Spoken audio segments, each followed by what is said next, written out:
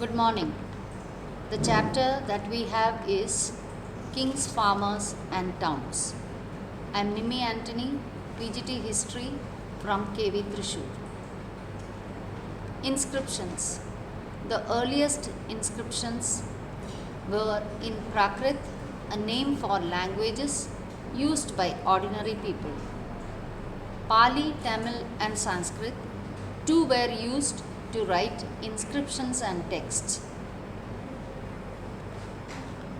Most Ashokan inscriptions were in the Prakrit language, while those in the northwest of the subcontinent were in Aramaic and Greek. Most Prakrit inscriptions were written in the Brahmi script. However, some in the northwest were written in Kharoshti. The Aramaic and Greek scripts were used for inscriptions in Afghanistan. Prinsep and Piyadasi. James Prinsep deciphered Brahmi and Kharoshti, two scripts used in the earliest inscriptions and coins. King was referred to as Piyadasi, meaning pleasant to behold.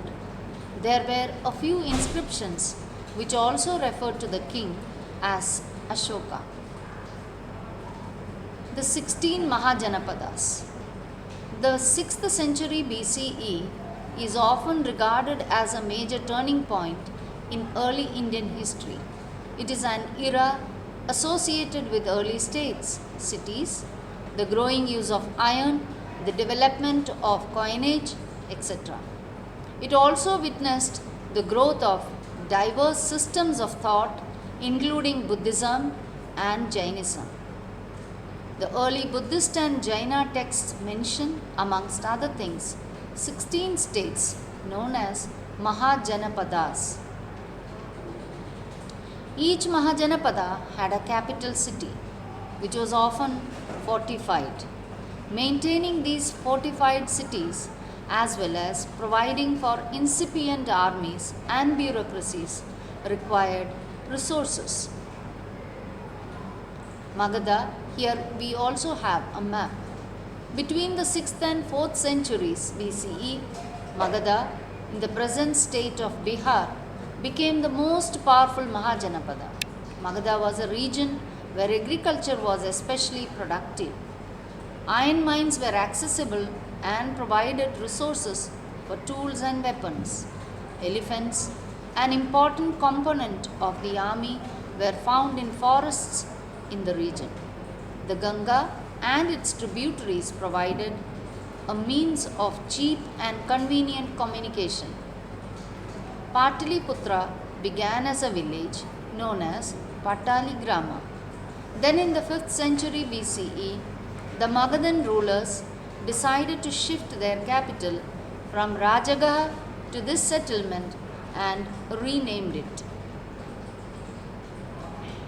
Administration in the Mauryan Empire. Megasthenes mentions a committee with 6 subcommittees for coordinating military activity.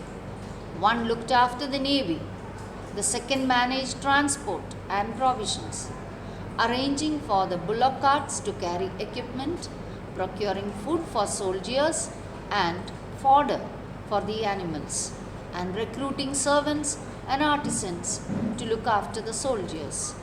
The third was responsible for foot soldiers, the fourth for horses, the fifth for chariots, the sixth for elephants.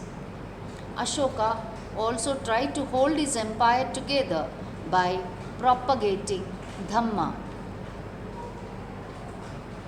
The new notions of kingship during the post-Mauryan period. Kings and chiefs of the south. The new kingdoms that emerged in the Deccan and further south, including the chiefdoms of the Cholas, Cheras and the Pandyas in Tamilakam, provided to be stable and prosperous. The early Tamil Sangam texts contain poems describing chiefs and the ways in which they acquired and distributed resources. The theory of divine kings. One means of claiming high status was to identify with a variety of deities. Kushanas, during the 1st century BCE, ruled over a vast kingdom extending from Central Asia to Northwest. Kushanas considered themselves godlike. Here we also have a picture of the sculpture of a Kushana king. Land grants and the rural elites. Inscriptions that recorded land grants were on stone, but most were on copper plates, which were probably given as a record of the transaction to those who received the land. According to Sanskrit legal texts, women were not supposed to have independent access to resources such as land. However, the inscription indicates that Prabhavati Gupta had access to land which she then granted. Coins and kings. Exchanges were facilitated by the introduction of coinage. The first one, punch-marked coins made of silver and copper, were amongst the earliest to be minted and used. The symbols on punch-marked coins with specific ruling dynasties, including the Mauryas, suggest that these were issued by kings. It is likely that merchants, bankers, and townspeople issued some of these coins. The first coins to bear the names and images of rulers were issued by the Indo-Greeks. The first gold coins were issued by Kushanas during the 1st century CE. There were certain limitations in the inscriptions found. First limitation was technical limitation. Letters are very faintly engraved and thus reconstructions are uncertain. Inscriptions may be damaged or letters missing. It is not always easy to be sure about the exact meaning of the words used in inscriptions, some of which may be specific to a particular place or time. Scholars are constantly debating and discussing alternative ways of reading inscriptions.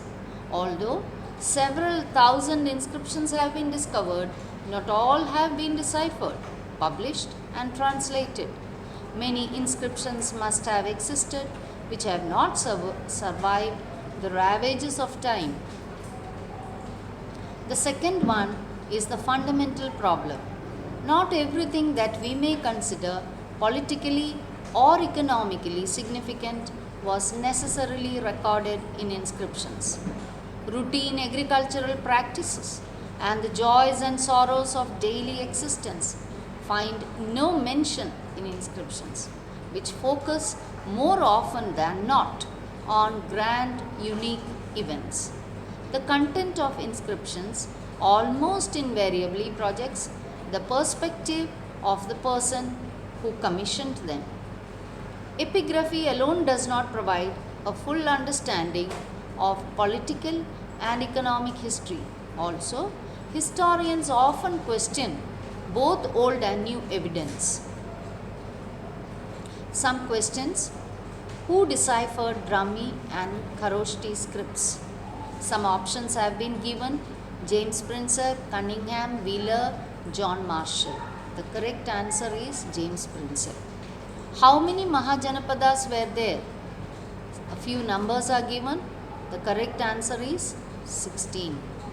Who appointed Dhamma Mahamatas? Names of few rulers are given of ancient time: Bimbisara, Samudragupta, Ashoka, Pandya.